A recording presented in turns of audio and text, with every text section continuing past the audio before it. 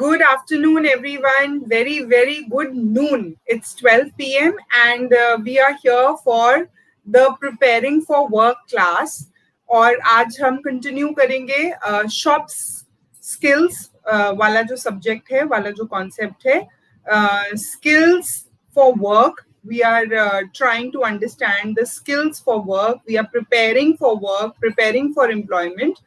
और उसमें हम जो स्किल्स सीख रहे हैं अभी वो है shop skills, retail shop management. तो आज हम उसी को कंटिन्यू करते हैं और अच्छे से क्लास अटेंड करेंगे. I will just share my screen and we will quickly do the class now.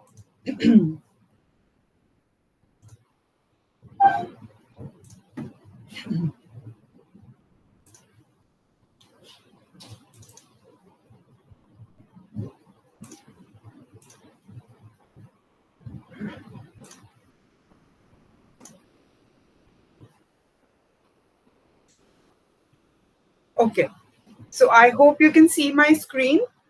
All right. So today is 5th October and the day is Monday. We are preparing for work and we are working on skills that are needed for retail shop management.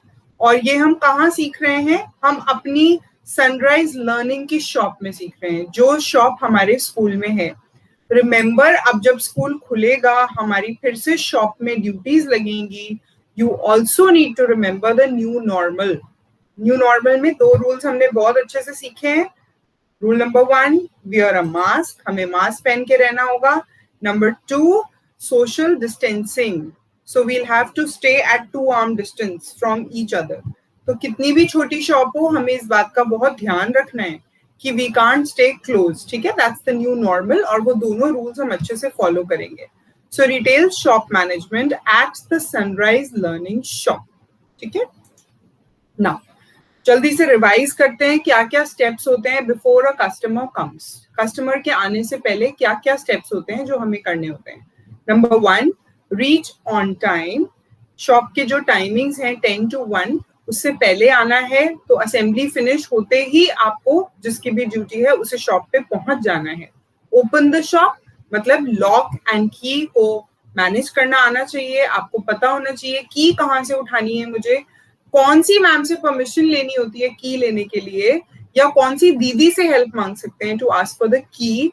वहां से key लेके then you have to go and open the lock of the shop.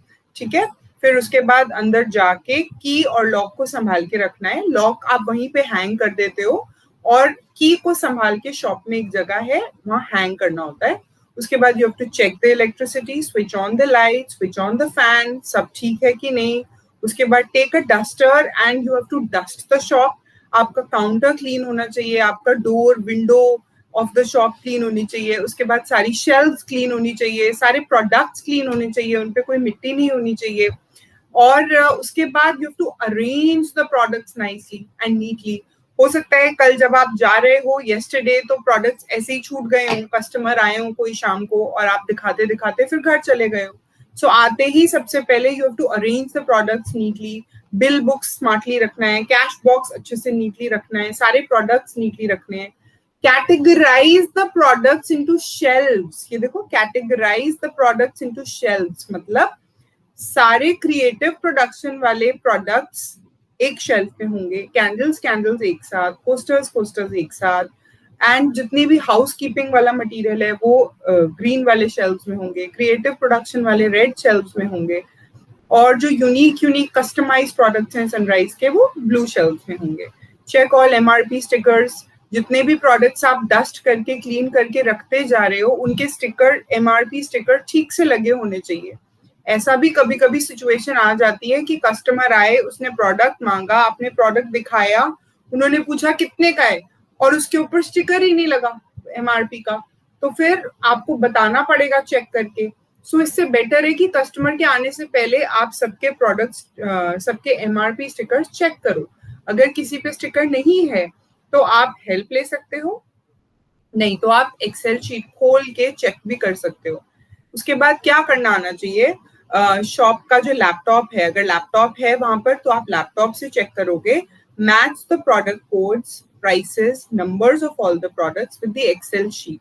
वो Excel sheet जो maintain करते हैं, अभी आपके teachers maintain करते हैं, वो एक्सेल शीट आपको खोलनी आनी चाहिए। अभी आप में से बहुत सारे लोग एडवांस कंप्यूटर स्किल में सीख चुके हो ये एक्सेल शीट को मैनेज करना, सेव करना, अपडेट करना।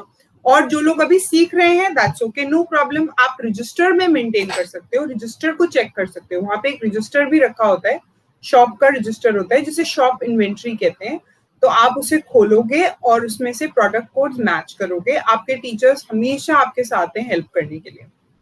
Check what all we have. उसके बाद क्या करना है? सबसे पहले चेक करना है क्या हमारे पास बैग्स हैं, क्या हमारे पास बिल बुक्स या रिसिप्ट बुक्स हैं, हमारे पास प्रोडक्ट्स कितने हैं, कोई प्रोडक्ट खत्म तो नहीं हो रहा, कोई प्रोडक्ट बनवाना तो नहीं है क्रिएटिव प्रोडक्शन में बता के। अगर कोई प्रोडक्ट खत्म हो रहा है तो आपको बताना होगा अपने टीचर्स को कि मैम मुझे लगता है कि कैंडल्स खत्म हो रही हैं, बस 2 ही कैंडल्स बची हैं, तो प्लीज हमें कैंडल्स बनाने चाहिए अब, है ना। तो इस तरह से आप उनको इन्फॉर्म करोगे, उनको अपडेटेड रखोगे। और वाटर, आपके लिए भी वाटर बहुत जरूरी है। आपको हमेशा वहां पर चेक करना है वाटर बॉटल। आप अपनी वाटर बॉटल लेके आओगे और एक वाटर बॉटल, जो कभी कोई कस्टमर आके पानी मांग ले तो उनको भी पानी पिलाने के लिए आपके पास एक वाटर बॉटल और 2 ग्लास वहां होने चाहिए। नहीं है तो आप दीदी से हेल्प ले सकते हो। Everybody is there to help you, but ये सारे चेकलिस्ट आपको मेंटेन करनी है। आपको जाते ही वहां पर ये सारे पॉइंट्स मेंटेन करने हैं कि मैंने ये सारे काम कर लिए कि नहीं। And this is before a customer comes. Customer के आने से पहले ये सब कुछ हो जाना चाहिए। सो आइडियली 10 o'clock तक आपका ये सारा काम हो जाना चाहिए। अगर 10:15 भी हो जाता है, नो प्रॉब्लम, आपके कस्टमर्स उसके वेट कर सकते हैं। ठीक है। Now there are some important terms जो हम धीरे धीरे सीखते जाएंगे। नथिंग टू वरी, ये कुछ टर्म्स हैं जो रिटेल शॉप मैनेजमेंट में आएंगी। अभी बहुत सिंपल सिंपल छोटी छोटी टर्म्स इंट्रोड्यूस की जा रही हैं और ये भी बहुत धीरे धीरे आपको समझ आने लगेंगी। You don't have to worry at all. हम इनको रोल प्ले कर करके प्रैक्टिस करेंगे। इनमें से कुछ टर्म्स जो बिजनेस स्टडीज कर रहे हैं सब्जेक्ट, आप में से कुछ लोगों को आती भी होंगी, आपने पढ़ी भी हैं। बिजनेस स्टडीज वाले सब्जेक्ट में ये वाली टर्म्स आती हैं 10th में। जो लोग 10th के सब्जेक्ट्स कर रहे हैं बिजनेस स्टडीज, उसमें ये टर्म्स आती हैं। सो वो बहुत अच्छे से हेल्प भी कर सकते हैं अपने फ्रेंड्स की। और बाकी सबके लिए भी हम धीरे धीरे सीखते जाएंगे। Nothing to worry. So there is a term called customer. Customer मतलब जब कोई आपकी शॉप पे आता है कुछ खरीदने, उस इंसान को कहते हैं कस्टमर। कस्टमर मतलब a person who comes to buy something, वो कुछ खरीदने आए हैं आपसे। ठीक है। फिर सेल्स पर्सन। सेल्स पर्सन आप हो, you are the person who is selling. तो आप सेल कर रहे हो तो आप सेल्स पर्सन हो। बाय, बाय मतलब खरीदना। when you pay money to acquire something, जब आप पैसे देके कोई चीज लेते हो या किसी का पोजेशन लेते हो या किसी के राइट्स ले लेते हो या कोई चीज ले लेते हो, उसको कहते हैं बाइंग, खरीदना। सेल मतलब जब आप कोई चीज दे देते हो इन एक्सचेंज फॉर मनी, आप पैसे लेते हो और अपनी कोई चीज देते हो, दैट इज सेलिंग। तो जब आप शॉप मैनेजमेंट कर रहे हो, जिस टाइम पर आप शॉप को मैनेज कर रहे हो, आप शॉप मैनेजर हो या स्टोर मैनेजर हो या स्टोर कीपर हो, तो आप सेल्स पर्सन हो, आप सेल कर रहे हो चीजें, है ना। और जो शॉप पे आ रहे हैं खरीदने, वो आपके कस्टमर हैं। तो आपका रूल क्या है? सेल करना। You are selling and the customer is buying. Very nice. Okay. एक और टर्म है retail. Retail, retail means selling to direct customers. जो हम अपनी शॉप पे करते हैं, सनराइज लर्निंग शॉप में जो हम करते हैं, दैट इज रिटेल। हम थोड़ी थोड़ी क्वांटिटीज में सामान देते हैं, उनको देते हैं जो डायरेक्टली खरीद के उसे यूज करने वाले हैं। कोई बोलता है मुझे कैंडल जलानी है तो मुझे 2 कैंडल्स दे दो। कोई बोलता है मुझे 10 कैंडल दे दो, मुझे अपनी फैमिली मेंबर में सबको देनी है। That is all retail. Retail मतलब छोटी छोटी शॉपिंग, जो डायरेक्ट जिसे यूज करना है वो खरीद रहा है हमसे। Wholesale, wholesale is a new term. Wholesale का मतलब होता है जहां बड़ी बड़ी डीलिंग्स होती है, बड़ी बड़ी बहुत सारी क्वांटिटी में जो लोग शॉपिंग करते हैं, वो इसलिए शॉपिंग करते हैं कि वो अपनी शॉप पे ले जाके उसको सेल करेंगे, तो उसे कहते हैं होलसेल।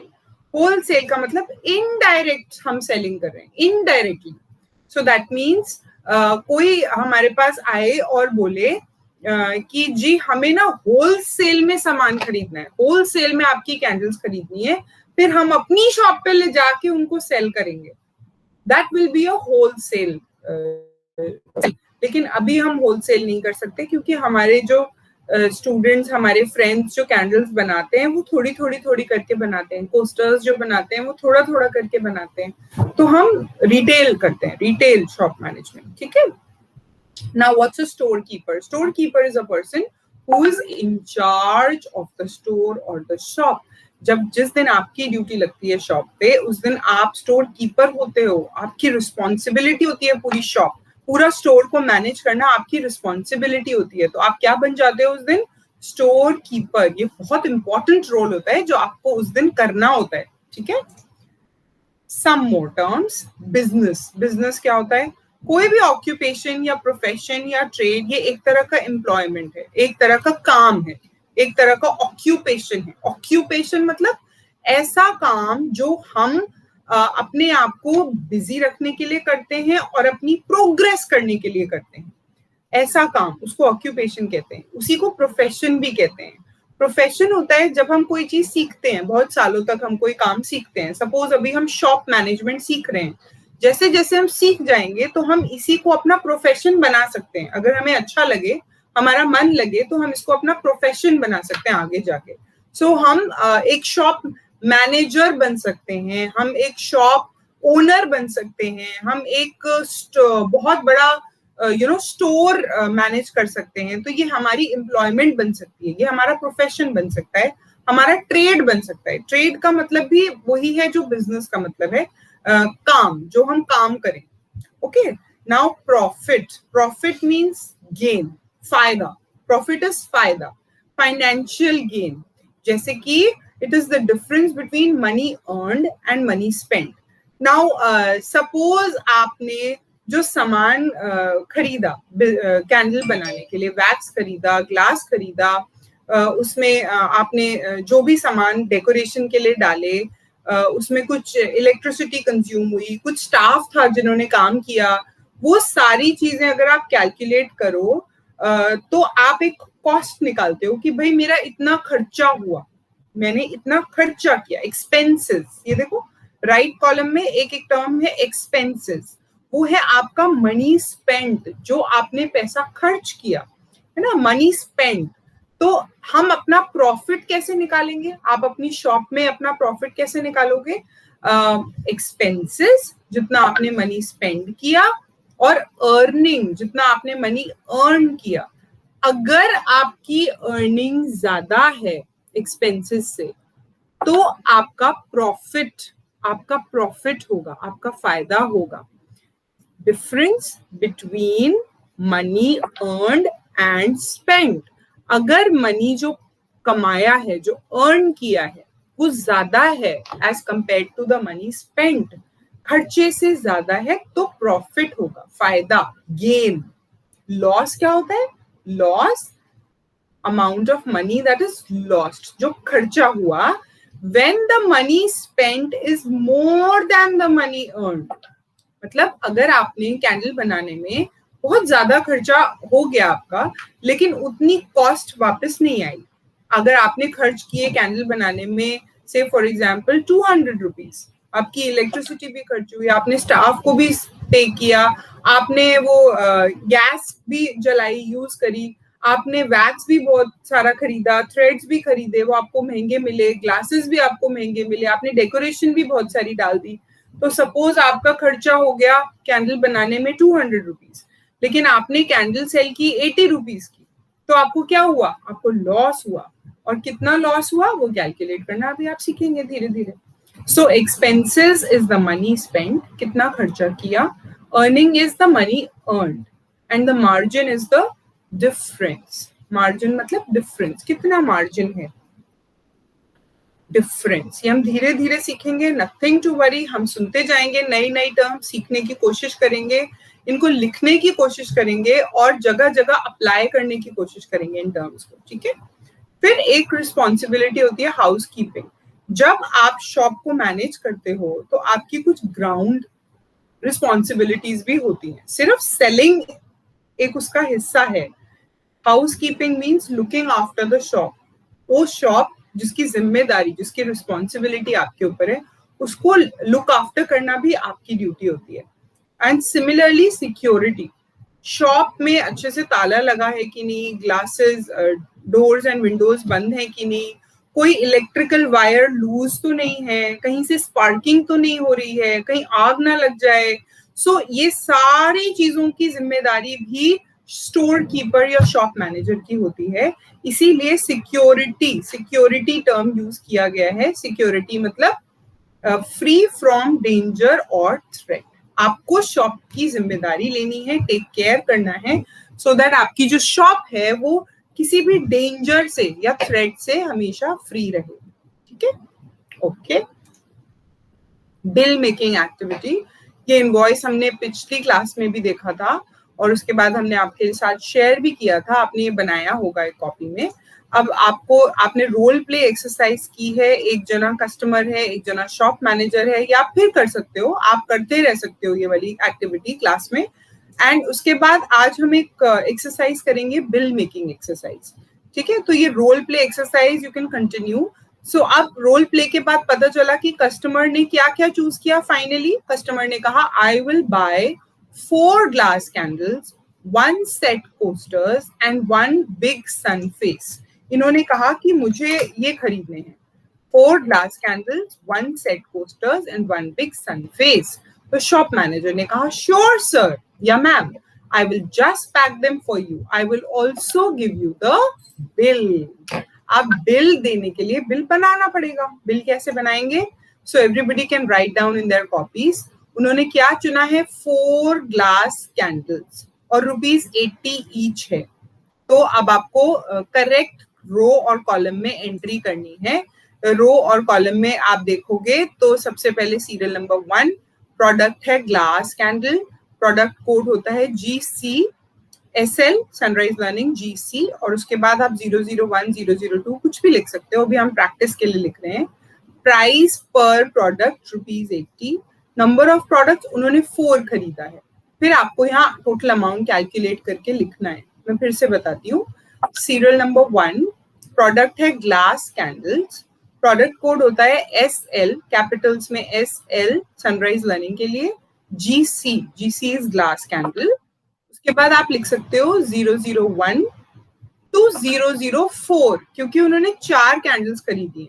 तो हर प्रोडक्ट जो कैंडल होगी उसका प्रोडक्ट कोड 001. प्राइस पर प्रोडक्ट ये होगा ₹80. फिर नंबर ऑफ प्रोडक्ट्स 4. अब आपको अमाउंट कैलकुलेट करके बताना है कि कितना अमाउंट हो गया टोटल. ठीक है, उसके बाद देखते हैं उन्होंने क्या खरीदा. फिर उन्होंने खरीदा 1 सेट कोस्टर्स. एक सेट कोस्टर ₹400 का है. तो आप फिर से अपने बिल बुक में जाओगे और वहां सीरियल नंबर 2 डालोगे, प्रोडक्ट लिखोगे कोस्टर सेट और प्रोडक्ट कोड लिखोगे उसका SLCO. अब वो प्रोडक्ट कोड अलग अलग डिजाइन के अलग अलग हैं. अगर उन्होंने ब्लैक एंड व्हाइट वाला कोस्टर चूज किया है तो उसका प्रोडक्ट कोड, सपोज अभी आप जस्ट फॉर प्रैक्टिस लिख रहे हो तो आप लिखो SLCO. You can write 002. ठीक है, और उसके बाद प्राइस पर प्रोडक्ट लिखो ₹400. नंबर ऑफ प्रोडक्ट लिखो 1. फिर आप यहाँ अमाउंट लिखोगे टोटल कैलकुलेट करके. और तीसरी चीज उन्होंने क्या खरीदी है? 1 बिग सन फेस. उन्होंने खरीदा 1 बिग सन फेस जो है ₹200 का. फिर आप बिल पे अपने जाओ, वहां सीरियल नंबर पे डालो 3 और प्रोडक्ट लिखो बिग सन फेस. सन फेस 2 तरह के हैं, बिग भी है स्मॉल भी है, तो आपको लिखना पड़ेगा यहाँ पर बिग. और इसके बाद प्रोडक्ट कोड लिखोगे SLSF, सनराइज लर्निंग सन फेस. और बिग का प्रोडक्ट कोड शायद B ही है, B, उसके आगे B लिखा है. और प्राइस पर प्रोडक्ट ₹200. Number of products 1. उसके बाद यहाँ अमाउंट लिखोगे. फिर आप इन सबको ऐड करोगे और टोटल अमाउंट लिखोगे और अपने टीचर्स से चेक कराओगे. ठीक है, आज ये एक्सरसाइज करके सबको शेयर भी करनी है as a homework also. And अभी क्लास में भी आप कर रहे हो साथ साथ में. ऑलराइट. सो जो भी हम सीख रहे हैं शॉप में, शॉप रिटेल शॉप मैनेजमेंट में, We are learning so that we can be an amazing shop owner, या shop manager, या salesman, या shopkeeper, या shop attendant. हम जो भी सीख रहे हैं हमें अच्छे से सीखना है, so that अगर हम shop manager बने या shop owner बने तो हम amazing बने, हम अच्छे बने, है ना, और हम सेल्समैन बने या सेल्स वुमन बने या शॉपकीपर बने या शॉप अटेंडेंट बने, हम बहुत अच्छे बने और हमें मजा आए वो काम करने में. जब हम अच्छे से सीखेंगे तभी हमें मजा आएगा. शॉप को मैनेज करने में मजा तब आएगा जब हम अच्छे से सीख जाएंगे सारी skills. Okay, so that's all for today's class. We'll practice some more bill making exercises and some more role play exercises so that हमें अच्छे से बात करना आए कस्टमर से, हमें उनको प्रोडक्ट्स दिखाने आए और हमें बिल बनाना आए. Bill making exercises. Record keeping में अभी हम बिल्कुल नहीं जा रहे हैं, वो अभी हमारे टीचर्स हेल्प करते रहेंगे, बट ये दो काम हमें अच्छे से सीखने हैं. सेलिंग, मनी हैंडलिंग जिसके अंदर आता है, और बिल मेकिंग. ये दोनों एक्टिविटीज हमें बहुत अच्छे से सीखने हैं. We'll put the attendance and then the class is finished.